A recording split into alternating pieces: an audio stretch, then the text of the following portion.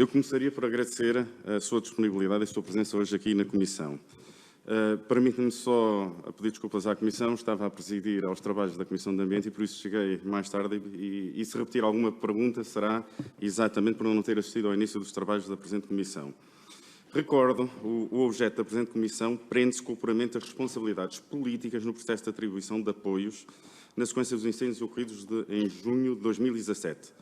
Não no sentido, conforme já foi referido várias vezes, e quase insistentemente até à exaustão nesta Comissão, de transformar vítimas em criminosos, que não é esse o objetivo, mas o objetivo para o PSD é de que as vítimas não sejam duplamente vítimas, ou seja, vítimas da tragédia, que não é objeto os acontecimentos da tragédia que ocorreu nos incêndios nesta Comissão, e vítimas da incorreta gestão dos apoios e da ajuda humanitária. Aproveito até para agradecer as suas palavras, quando referiu que as comissões deviam servir, e esta serve para isso, para o futuro. No fundo, para tirar lições do que é que não correu bem e projetar o futuro, corrigirmos aquilo que pode ser corrigido, principalmente no garante da correta distribuição e apoio da ajuda humanitária a quem mais carece dela na sequência de uma tragédia. Estranho, e volto a estranhar o Partido Comunista Português voltar consecutivamente a repetir até a exaustão esta fábula sobre as intenções do PSD, que não passa de uma fábula porque adesão à realidade não tem nenhuma, até porque eu permita-me utilizar esta forma de perguntar se ao PCP incomoda saber ou se não aferir ou não se aferir se os apoios foram bem aplicados. Se incomoda se aferir se existiu ou não existiu transparência nos apoios que foram prestados. Se incomoda saber se foram adotados por parte dos apoios do Estado todos os mecanismos para a prevenção de duplicação de apoios, de fraudes e de corrupção. Se estar a aferir isto, a aferir se o mecanismo foi o mais correto e se os apoios foram bem aplicados, se isto não é aferir a verdade e tirar ilações para medidas futuras para que no futuro não se venham a cometer os mesmos erros. Penso que não é enterrar a cabeça na areia que é a melhor política que nós podemos e o melhor serviço que nós podemos fazer aos nossos concidadãos. E por isso agradecer as suas palavras.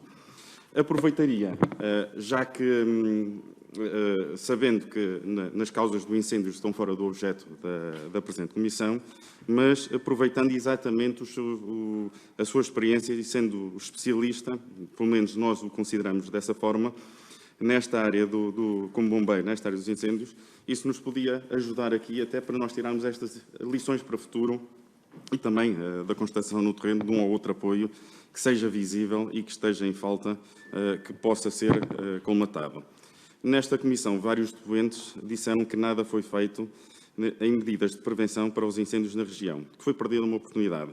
Permita-me citar a nota informativa do Observatório Técnico Independente que diz: não estamos seguros que o país esteja suficientemente preparado para enfrentar eventos da mesma magnitude, sobretudo porque as variáveis determinantes permanecem sem alterações estruturais, a saber, o ordenamento, a gestão florestal, recuperação de áreas ardidas, mitigação de riscos desadequados, insuficiente formação e qualificação dos agentes, indefinição do modelo de organização territorial a adotar pelos serviços do Estado, com particulares responsabilidades no sistema, a precariedade laboral de diversos agentes, falta de recrutamento para lugares de comando operacional e a manutenção de alguns comportamentos de risco pela população em condições favoráveis à ocorrência de incêndios.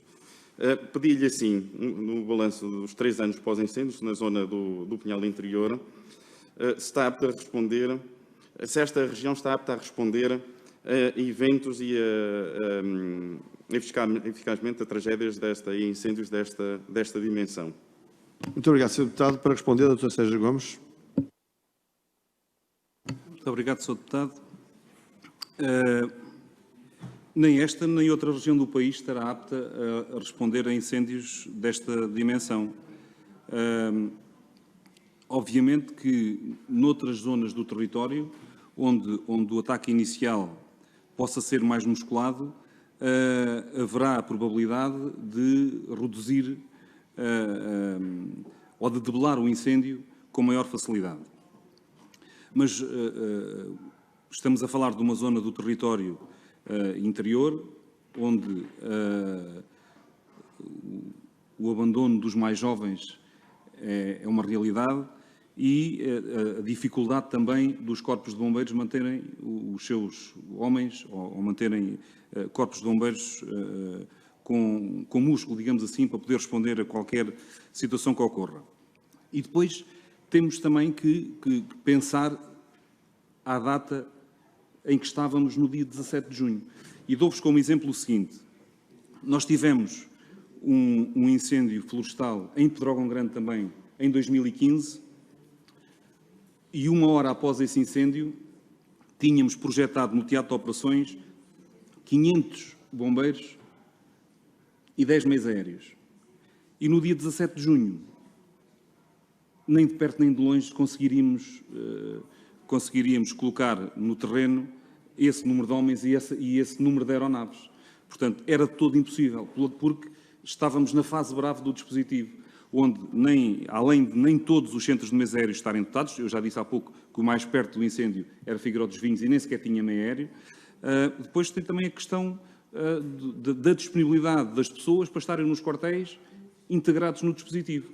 Portanto, por um lado, a dificuldade da interiorização e da falta de efetivos, e, por outro, a fase em que nos encontrávamos a 17 de junho. Portanto, mas independentemente disso, um evento que atinja aquela dimensão, seja em Pedrógão, seja em Viana do Castelo, seja, enfim, haja condições atmosféricas e condições na floresta, e poder-se-á repetir em qualquer zona do território. Muito obrigado, Sr. Deputado. Para prosseguir. Obrigado, Sr. Presidente. Eu gostaria, assim, que medidas viu em concreto a serem aplicadas no terreno, na zona do Pinhal Interior, no pós-incêndios, no fundo, para evitar ou mitigar a possibilidade de uma ocorrência de novo de uma catástrofe desta natureza? Para responder, tem a palavra. Bom, correndo o risco de ser injusto, porque, como disse, eu não vinha preparado para estas questões, vou falando daquilo que é a minha intuição e aquilo que é o meu sentimento perante o que me é colocado. As medidas que foram implementadas no Pinhal Interior ou no resto do país, penso que são muito idênticas. No Pinhal Interior, propriamente dito, não me parece. Houve aí, em determinada altura, um incremento de equipas de intervenção permanente, as designadas EIPs, que quase todos os corpos de bombeiros do país terão uma equipa disponível para ocorrer a qualquer tipo de ocorrência na área de atuação do Corpo de Bombeiros, mas penso que estas equipas não servem, ou não são suficientes, melhor dizendo, para os incêndios florestais. Porque as EIPs, que tanto foram badaladas há uns meses atrás, ou há uns anos atrás, eu penso que não são importantes. Se estiverem disponíveis, poderão intervir, mas funcionam das 8 às 5, ou das 10 às 18, ou enfim, o que for. Portanto, se houver um incêndio fora daquele horário, já não estão lá. Portanto, não me parece. Em termos de medidas concretas, na zona do Pinhal Interior, eu sinceramente não estou a ver quais foram. Eu ainda há pouco lá passei. As estruturais, então, não vi nada de especial. Muito obrigado, Sr. Deputado. Para prosseguir. Muito obrigado, Sr. Presidente. Eu penso que há pouco referiu, peço que se não foi exatamente assim que me corrija, e que densifique esta afirmação, que se tivesse sido cumprido o Decreto-Lei 83 de 2014 do Sistema de Defesa da Floresta contra Incêndios, que a dimensão desta catástrofe não teria ocorrido. Peço que, se não foi bem assim, que me corrija e que densifique esta afirmação. Para responder. Eu fiz referência à Resolução da Assembleia da República 51 de 2014. Onde faz referência, por exemplo, este programa Aldeias Seguras, Pessoas Seguras, é um pouco, enfim, aqui neste documento legal, já fala desta questão da segurança das pessoas, porque se nós formos, enfim, a aferir aquelas 64 mortes, não estou enganado, porque é que morreu tanta gente, porque é que houve aquela infelicidade toda? Porque as pessoas saíram das suas casas, muitas delas. Portanto, o tal programa Pessoas Seguras, Aldeias Seguras, que eu acho que foi das poucas coisas boas que se fizeram nestes 3 anos, pelo menos explicou-se às pessoas o que é que elas poderiam fazer numa situação de catástrofe, daquele âmbito. Muitas destas pessoas, ter-se evitado a morte de muitas destas pessoas, elas terão ficado em casa. Portanto, isso, enfim, eu penso que isto é público, não estou a dar novidade nenhuma. E isso estava vertido neste documento de 2014. Muito obrigado. Sr. Deputado Paulo Muito Leitão. obrigado, Sr. Presidente.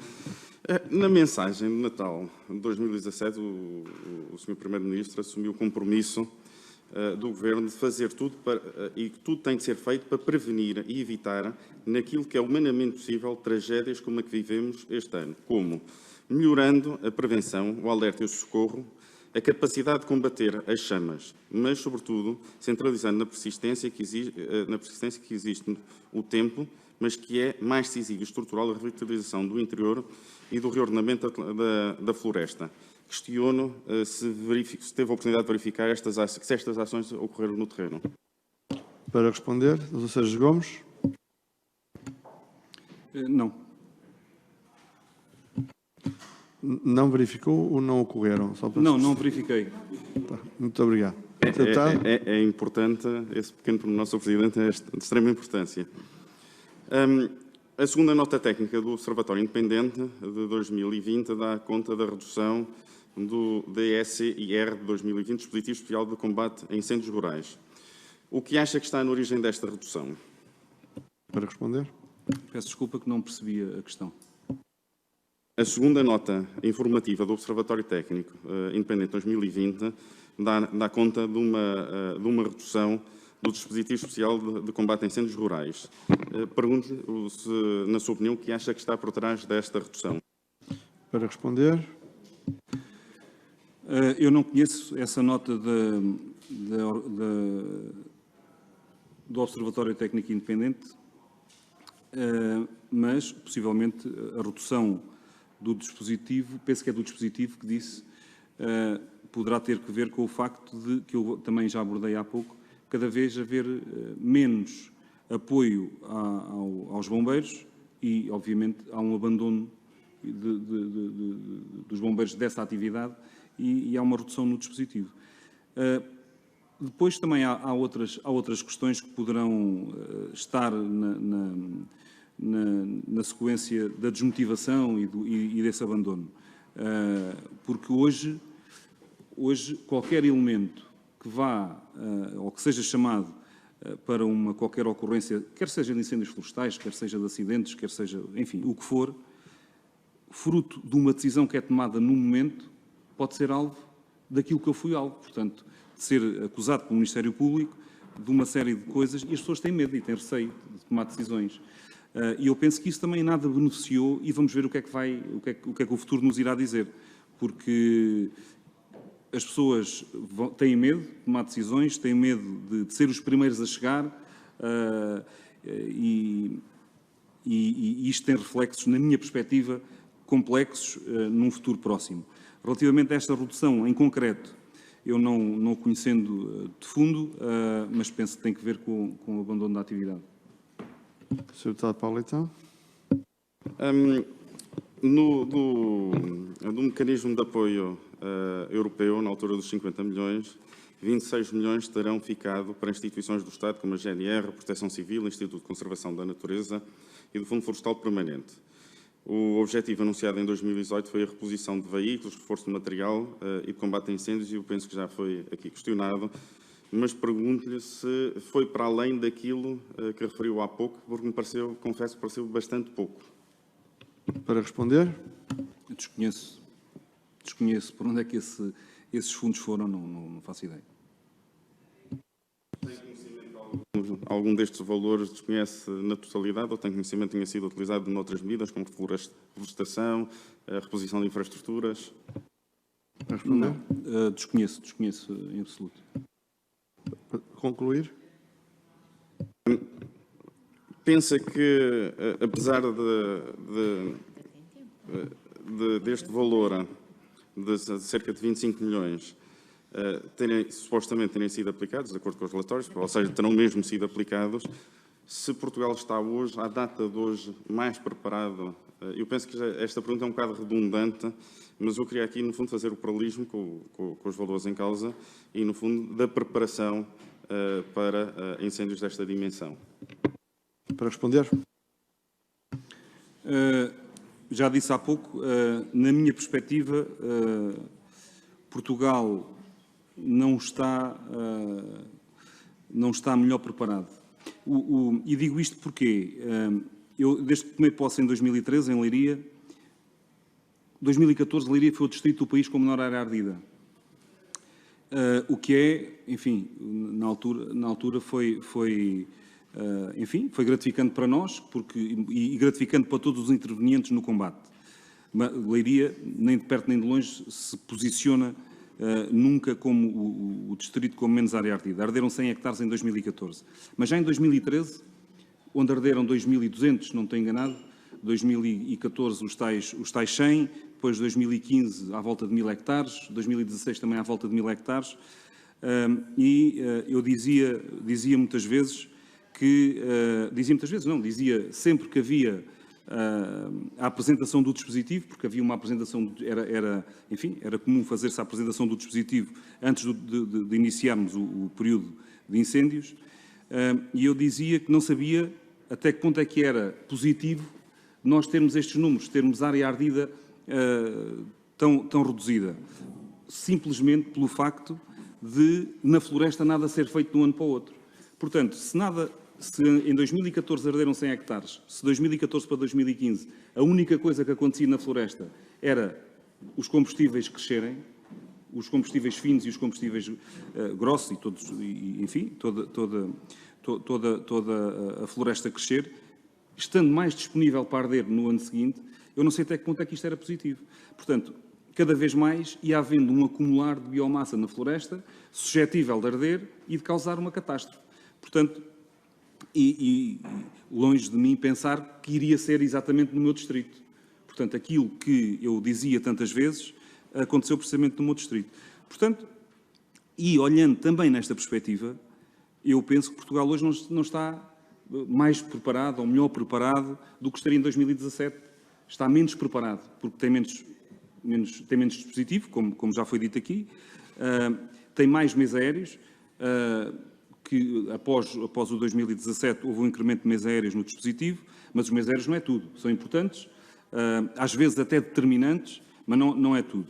Portanto, há a questão das pessoas que também hoje, apesar do programa, na minha perspectiva, deveria ter aqui, enfim, outras abordagens, mas pelo menos diz às pessoas que elas não têm que sair da aldeia, têm que ir para um sítio seguro e tal.